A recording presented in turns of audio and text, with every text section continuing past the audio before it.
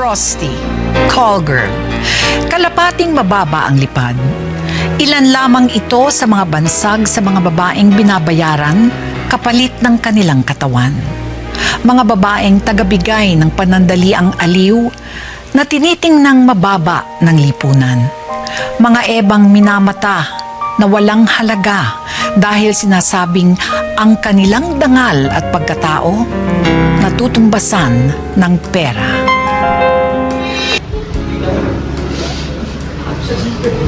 Ano bang lalang pili malimbang dyan eh?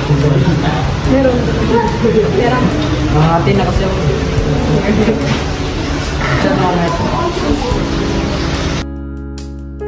Ang prostitusyon ay pagbibigay ng pandaliang aliw kapalit ang pera o material na bagay.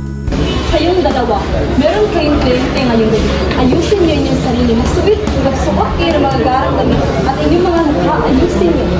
Sige po, ma.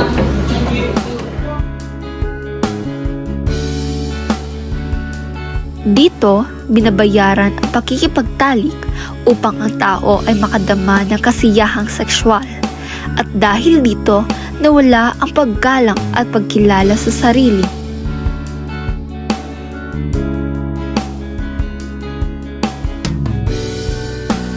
Kapag ang prostitusyon daw ay isinagawa ng isang tao na may pagkagusto o konsento, maaaring sabihin na hindi ito masama sa kadahilan ng alam niya ang kanyang ginagawa at nagpasya siya na ibigay ang kanyang sarili sa pakikipagtalik kapalit ng pera o material na bagay.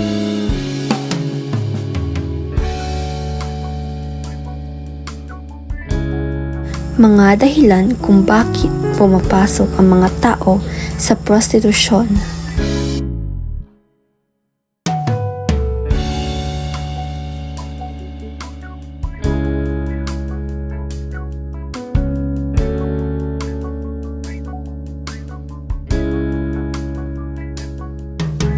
Madalas na dahil sa socio-ekonomikong, emosyonal at personal na mga kadahilanan, ang kahirapan, pagsasamantala at human trafficking, kakulangan sa edukasyon at oportunidad, paghahanap ng pagmamahal o pagkilala, pang-aabuso at trauma.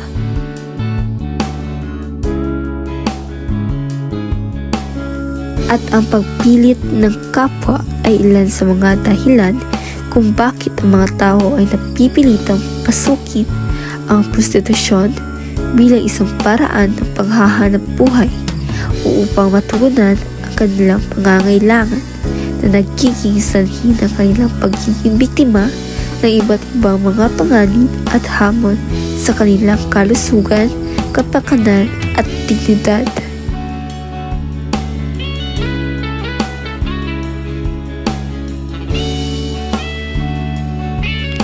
Maraming dahilan kung bakit mahalaga na iwasan ang prostitusyon. Una, may mga panganib na nakaugnay ito tulad ng pagkakaroon ng mga sexually transmitted infections, kasama na ang HIV. Pangalawa, maaari itong magdulot ng emosyonal at pisikal na trauma sa mga taong kasangkot, lalo na kung ito ay isang form ng pang-aabuso o pagsasamantala. Ikatlo, may mga legal at moral na implikasyon dahil sa mga batas na nagbabawal sa prostitusyon sa mararaming bansa. Ang pagkakasangkot dito ay maaaring magdulot ng legal na problema, pati na rin ang paglabag sa karapatang pantao at dignidad ng tao.